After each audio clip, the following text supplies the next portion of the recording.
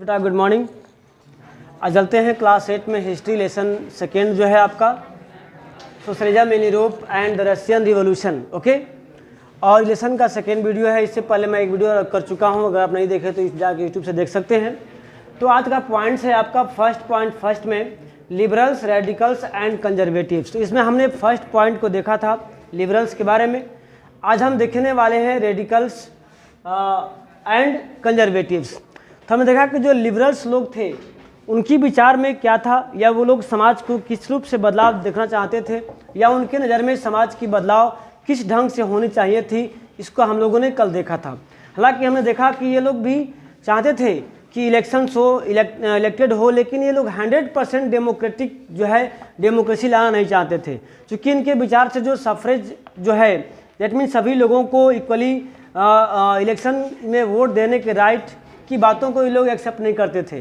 चाहते थे कि समाज के कुछ ही लोग जिनके पास प्रॉपर्टी हो केवल वही लोग इलेक्शन करें, उसमें पार्टिसिपेट हों, बाकी वुमेन्स या फिर अदर्स पुअर पर्सन को ये लोग अलाउ इलेक्शन प्रोसेस में नहीं चाहते थे पार्टिसिपेट करना। दैट मीन्स हमने इनकी विचारों को हमने कल पिछले वीडियो में देखा था। लेकिन आज हम बात करेंगे वैसे लोग जो रेडिकल्स, जो बदलाव तो चाहते थे लेकिन किस रूप का बदलाव चाहते थे, उनके विचार में समाज को बदलाव होना किस ढंग से होना चाहिए था, और वो बदलाव जो बदले हुए समाज को किस रूप से देखना चाहते थे, आज हम इस वीडियो में देखने का प्रयास करेंगे। आइए देखते हैं। In contrast radical wanted a nation in which government was based on the majority of a democracy countries population. हालांकि भी चाहते थे कि जो कंट्री में उसी की सरकार बने जिनकी मेजॉरिटी ज़्यादा हो, जिनका पूर्ण बहुमत हो, जिनका ज़्यादा संख्या हो, उसी की सरकार यहाँ पर बने, इनकी ये विचार थी। Many supporters supported women's suffrage movement. इसमें ऐसे बहुत से लोग थे जो चाहते थे कि वुमेन्स का भी से पार्टिसिपेट हो, वुमेन्स भी इस सरकार में साझेदारी लो, वुमेन्स की भी जो है भागीदारी इसमें रखी जाए। अनलाइक लिबरल्स, जैसा कि लिबरल्स जो नहीं चाहते थे, है ना, आपने पढ़ा था पिछले वीडियो में कि लिबरल चाहते थे कि केवल पुरुष ही वोट करें, और वो भी सब नहीं, जिसमें केवल प्रॉपर्टीज होगा, जो मतलब धनी व्यक्ति होंगे, रिच पर्सन होंगे वहीं। इसके अगेंस्ट में अपोजिट देते हैं कि जो रेडिकल्स वाले थे, जो रेडिकल विचारधारा के लोग थे, वो चाहते थे कि डेमोक्रेटिक गवर्नमेंट हो, उसमें औरतों को भी, वुमेन्स को भी जो है पार्टिसिपेशन का टाइम दिया जाए, मौका दिया जाए, वो इस प्रकार की बात करते थे। और उसके बाद ये भी चाहते थे कि जो प्रिविलेज इनको बर्न से मिला है, जो लैंड ओनर्स जो थे या वेल्दी जो फैक्ट्रीज ओनर्स थे, उन्हें जो मिला है प्रिविलेज, या जो उनकी जो पोजीशंस है, उसके अगेंस्ट में ये लोग थे। They were are not against the existing of private properties but dislike concentration of property in the hands of a few. हालांकि उसमें जो यूरोपियन कंट्री की दशा ये थी कि पूरे कंट्री का जो इकोनॉमिक कंडीशन था, इकोनॉमिक एक्टिविटी पर केवल कुछ ही लोगों का कंट्रोल था। दैट मीन्स पूरा पैसा जो है एक वर्ग, एक समुदाय और कुछ लोगों के हाथ का मतलब बन कर रह गया था। इनका मानना था रेडिकल्स वालों का कि प्रॉपर्टी हो, प्राइवेट प्रॉपर्टी आपकी ठीक है, लेकिन कुछ ऐसे प्रॉपर्टीज हैं जिन पर सभी लोगों के बराबर का अधिकार होना चाहिए। तो ये लोग उसे मानते थे कि मेजॉरिटी गवर्नमेंट बने, सरकार बने, लेकिन जिस प्रॉपर्टीज पे केवल कुछ ही लोगों का अधिकार है, उस प्रॉपर्टी को सब लोगों का हक उसमें मिलना चाहिए। ऐसी विचारधारा के लिए मानने वाले थे कौन? रेडिकल्स। अब हम बात करते हैं कंजर्वेटिव्स की, जो कि आप रूढ़िवादी विचारधारा के लोग थे। इनके इच्छा में, इनके विचार में समाज का बदलाव किस रूप से होना चाहिए, हम नेक्स्ट वीडियो की बात नेक्स्ट पॉइंट में करते हैं। तो आते हैं इसमें conservatives they are oppose to the radicals and liberals. जो कंजर्वेटिव विचारधारा के लोग थे, वो दोनों की बातें, लिबरल्स के और रेडिकल दोनों के विचारों के वो अपोज थे, दोनों के विचारों के वो खिलाफ, उनकी एक अलग ही धारणा थी। वो मानते थे कि after French revolution however even conservatives had opened their minds to need of the change. हालांकि जब फ्रेंच रिवॉल्यूशन हो गया था, जब फ्रांस रिवॉल्यूशन हो गया था, वहाँ पर डेमोक्रेटिक गवर्नमेंट इस्टेब्लिश हो गई थी, तो उसके बाद से इनकी भी जो है विचार बदलने लगी थी कि हमें भी अपने समाज को बदलना चाहिए, ज़रूरी है।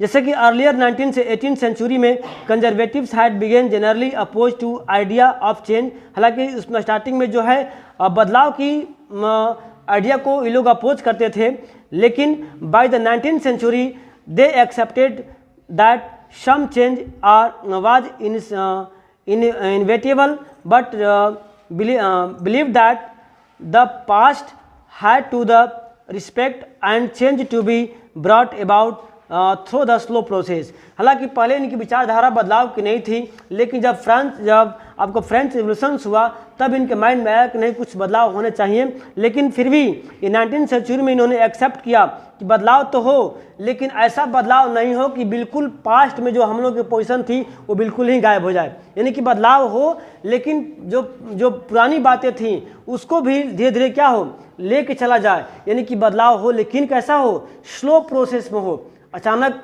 एकाएक जो है ज़्यादा बदलाव होने के पक्ष में लोग भी नहीं थे। बात समझे आप लोग का है। Such difference ideas about the social change class during the social and political turmoils that followed the French revolution.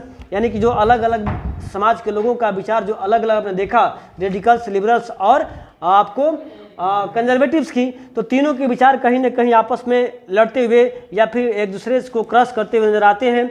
The various attempts at revolutions and national transformation in the 19th century help define both the limits and potential of these political tendency। यानी कि इस प्रकार से कई सारी बातें, कई तरह के जो है एक्सीडेंट की वजह से या इंसिडेंट की वजह से जो है इन तीनों के विचार को बदलने के साथ साथ जो सामाजिक परिवर्तन को एक विचारधारा, एक मुख्य धारा प्राप्त हुआ।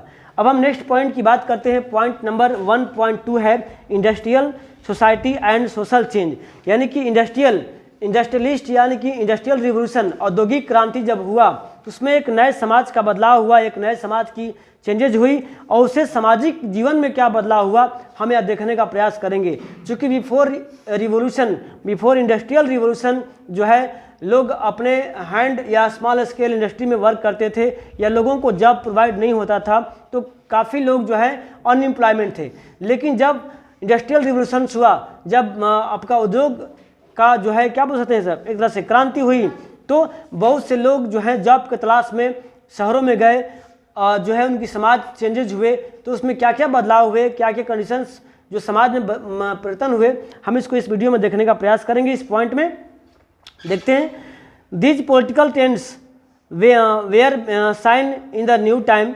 अब यहाँ पर कुछ राजनीतिक पॉइंट जो चेंज हुए, नए समय के साथ साथ बदलाव हुए।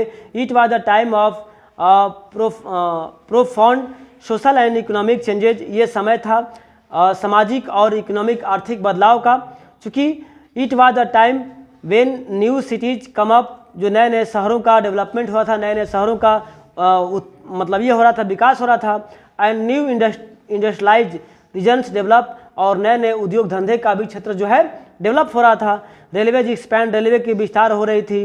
एंड द इंडस्ट्रियल रिवोल्यूशंस अकर, और औद्योगिक क्रांति का भी समय चल रहा था। यानी कि समय इस पॉइंट में हम पढ़ेंगे मेनली कि जब डेवलपमेंट स्टार्ट हो चुके थे, जब अलग अलग इंडस्ट्री, अलग अलग फैक्ट्री सेटअप होना स्टार्ट हो गया था, जब रेलवे की विस्तार हो रही थी, बड़ी बड़ी उद्योग धंधे इस्टेब्लिश होती सेटअप हो रही थी, उस समय समाज में क्या बदलाव हुआ, लोगों के जीवन पर इसका क्या असर पड़ा, हम लोग इस पॉइंट में देखने वाले हैं। चलते हैं next paragraph. Industrialisation brought men and women and children to factory. जो औद्योगिकरण हुआ, जो उद्योगों का डेवलपमेंट हुआ, विकास हुआ, इन्होंने क्या किया, मैक्सिमम वुमेन, मेन और बच्चों को फैक्ट्री की तरफ ढकेलने का काम किया, फैक्ट्री की तरफ खींचने का काम किया। क्यों? क्योंकि नए नए उद्योग धंधे स्टार्ट हुए, लोगों को जॉब की तलाश थी। जैसे कि आपने पिछले लेसन में पढ़ा था कि लोग जॉब के लिए इतना ये हो चुके थे, जॉब सीकर थे कि लोगों को जॉब नहीं प्राप्त हो रहे थे। तो ऐसे में जब इंडस्ट्रियलाइजेशन स्टार्ट हुआ, जब औद्योगिकरण स्टार्ट हुआ, तो बहुत सारे लोगों को जॉब की जो है क्या बोलते हैं, एक तरह से सोर्स ओपन हुआ। तो उसमें मेन, वुमेन एंड चिल्ड्रेन को भी एक नए तरीके का, एक नए सिस्टम में जाने का मौका मिला। Work hour were often long and wages were poor. आपको पता है जिस चीज़ की मैक्सिमम या ज़्यादा होता है उसकी वैल्यू क्या हो जाती है, कम हो जाती है। चूँकि उसमें जॉब सीकर लोग बहुत ज़्यादा थे जॉब की तलाश में, और जॉब बहुत कम था। तो क्या हुआ, जो जॉब ज़्यादा था तो जो इंडस्ट्रियलिस्ट थे यानी कि जो उद्योगपति थे, इनसे मैक्सिमम आवर काम लेने का प्रयास करते थे कम मजदूरी में, यानी कम वेजेज में। यानी कहते हैं इसका एक तरह से एक्सप्लोटेशन यानी कि शोषण करने का मतलब बात कर सकते हैं कि इस तरह की यहाँ पर होती थी। Work hours were often long, यानी काम करने जो समय था बहुत ज़्यादा होता था। एंड वेजेज वेयर पुअर, इनकी उसी काम के अकॉर्डिंग जो मजदूरी होती थी क्या होती थी, कम दी जाती थी। अनएम्प्लॉयमेंट वाज कमन, बेरोजगारी वहाँ पर आम बात थी। Particularly during the time of low demand of industrial goods, खासकर उस समय जब इंडस्ट्रियल प्रोडक्शन की डिमांड कम हुआ करती थी। सपोज दैट मान लीजिए कि आप देखते हैं कि जब लोग डिमांड ज़्यादा करते हैं और प्रोडक्शन कम होता है, उस समय क्या होता है, रेट ज़्यादा बढ़ जाता है। लेकिन जब प्रोडक्शन ज़्यादा होगा, डिमांड कम होगा, तब क्या होगा, रेट लो हो जाएगा। जब रेट लो होगा तो प्रोडक्शन भी कम होगा, जब प्रोडक्शन कम होगा तो लेबरों को काम भी कम मिलेगा, और जब काम कम मिलेगा तो पैसा भी क्या होगा, कम मिलेगा। एक समस्या वहाँ मतलब खड़ी होंगी। Housing and sanction were problems since town were growing rapidly. अब वहाँ पर घरों में रहने और वहाँ पर रहने वाले लोगों की संख्या इतनी बढ़ गई कि शहरों में रहना और मतलब एक तरह से बहुत तेज़ी से शहरों का विकास हो रहा, शहरों का डेवलपमेंट तेज़ी से हो रहा था। Liberals and radicals search for solutions of this issue, और एक नया समस्या बन जा रही, लोग शहरों में आने लगे थे, शहरों में एक तरह से भीड़ इकट्ठा होने लगी थी। तो जो लिबरल थे या रेडिकल्स थे, उन लोग ने इसका सलूशन ढूंढने का प्रयास किया कि भाई क्या इसका सलूशन हो सके, ताकि लोग जो टाउन्स में इस तरह से लोगों का जो लाइफ है स्टाइल ना हो, उसमें कुछ बदलाव हो। उसके लिए क्या किया जाए, ये लिबरल्स और रेडिकल जो थे इसका सलूशन ढूंढने में लगे हुए थे या ढूंढने का प्रयास कर रहे थे। तो आप देख सकते हैं कि फिगर यहाँ पर दिया हुआ है आपके बुक में, और आप ध्यान से देखें तो यहाँ देख सकते हैं कि लोगों का लाइफ टाउन में किस तरह से जो था कि कम एरिया में अधिक से अधिक लोग अपने लाइफ को मतलब क्या कर सकते हैं, बिताने में मजबूर थे। यहाँ पर कि जो एरियाज है वो कम लोगों के लिए है, लेकिन वहाँ पर अधिक लोग जो है रहने का ये कर रहे हैं। Almost all industries were the property of individuals, जो भी वहाँ पर इंडस्ट्री सेटअप हुई थी लगभग जो है किसी व्यक्ति विशेष का था, इंडिविजुअल का था, दैट मीन्स प्राइवेटली था। Liberals and radicals themselves were often property owners and employers, और जो लिबरल्स और रेडिकल्स थे वो खुद ही एक प्रॉपर्टी मतलब ओनर्स थे या एम्प्लॉयड थे। Having made their wealth through the trade और industrial ventures, they felt that such effort should be encouraged, that is benefits would be achieve it the workforce in the economy was healthy and citizens were educated. ये लोग मानते थे कि industrial revolution तभी होगा जब जो पीपुल्स हैं, जब पब्लिक है वो काफ़ी एजुकेटेड होगा या फिर वेल्दी होगा। अगर स्वास्थ्य रहेगा, एजुकेटेड होगा तो क्या होगा, अधिक से अधिक वर्क करेंगे, जब अधिक वर्क करेंगे तो क्या होगा, उसको बेनिफिट भी ज़्यादा होगा। यानी कि लोग मानते थे कि वर्कर को, जो वर्कर्स होते हैं उनसे अधिक वर्क लेना है, अधिक बेनिफिट लेना है तो उन्हें हेल्दी होना ज़रूरी है, और उन्हें हेल्दी के साथ साथ क्या ज़रूरी है, एजुकेटेड भी होना ज़रूरी है। क्योंकि जितना अधिक एजुकेटेड होंगे उतना अधिक अच्छे से वर्क करेंगे, जितना अच्छे से वर्क करेंगे उतना ही बेनिफिट ज़्यादा होगा। ये मानना था किसका, रेडिकल और आपको लिबरल्स का। Oppose to the privilege of the old aristocracy had by birth, यानी कि लोग जो प्रिविलेज था जन्म के साथ, यानी कि बाय बर्न, जो बर्न से इनको जो प्रिविलेज मिली हुई थी ये उसके अपोज में थे, उसके खिलाफ में थे। वो नहीं चाहते थे कि लोगों को जन्म से कुछ बेनिफिटें मिली है वो उसको मिले, जबकि they firmly believe that the value of individual efforts labour and enterprises. वो चाहते थे कि सभी लोगों को इक्वल का राइट हो, लोग वर्क के अकॉर्डिंग उनका जो है डेवलपमेंट हो। It freedom of individuals was insured, और सभी लोगों को आज़ादी का अधिकार हो, हक हो।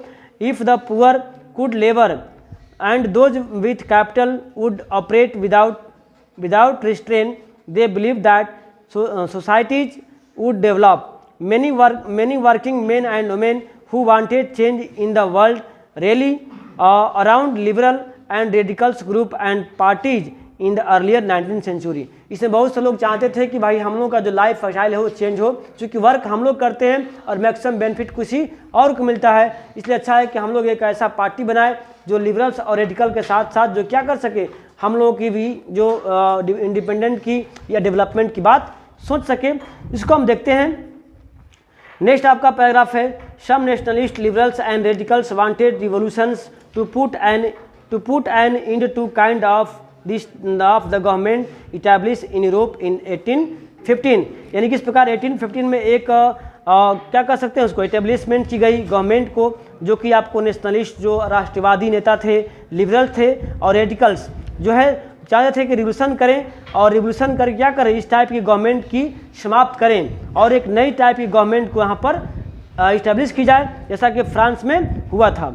इन France, Italy, Germany and Russia they become revolutionaries and work to overthrow the existing monarch. और वहाँ पर जर्मनी, इटली, फ्रांस, जो आप कंट्री का नाम सुन रहे हैं, इस कंट्री में जो है रिवोल्यूशन करके पुराने सिस्टम के गवर्नमेंट को उखाड़ फेंका गया था और डेमोक्रेटिक गवर्नमेंट की वहाँ पर इटेब्लिशमेंट की गई थी, जैसा कि आपने पिछले लेसन में इसको अध्ययन किया है। उसी प्रकार की यहाँ पर भी गवर्नमेंट यानी कि यूरोपियन लोग भी चाहते थे कि हम लोग भी रिवोल्ट करें, हम लोग भी इसके खिलाफ आंदोलन करें और हम लोग भी क्या करें, अपने कंट्री में एक तरह के डेमोक्रेटिक गवर्नमेंट को इटेब्लिश करें। इस तरह की बातें वहाँ पर मतलब होना स्टार्ट हो गई थी। Nationalist talk of revolution that would create nation where all citizens would have equal right। यानी कि जो नेशनलिस्ट थे यानी कि जो राष्ट्रवादी नेता थे, वे लोग बात करते थे कि हम लोग आंदोलन करें, एक राष्ट्र का निर्माण करें, एक राष्ट्र का निर्माण करें, एक देश का निर्माण करें जिस राष्ट्र में सभी लोग इक्वल के राइट हों और सभी लोगों का इक्वल की पार्टिसिपेशन हो। हम लोग एक ऐसा राष्ट्र का निर्माण करें। और after 1815 Giuseppe Mazzini and Italian nationalists conspired with others to achieve this in Italy. Nationalists elsewhere, including India, read his writings। That means इस प्रकार से वहाँ पर जो है सामाजिक जो बदलाव हुआ अकॉर्डिंग टू द इंडस्ट्रियलिस्ट, इसको देखा हम लोगों ने। जो थर्ड पॉइंट देखेंगे हम लोग 3.1.3 में, coming of socialism of Europe. तो हम इसको देखते हैं नेक्स्ट पॉइंट में, नेक्स्ट वीडियो में। ठीक है, तब तक के लिए गुड बाय।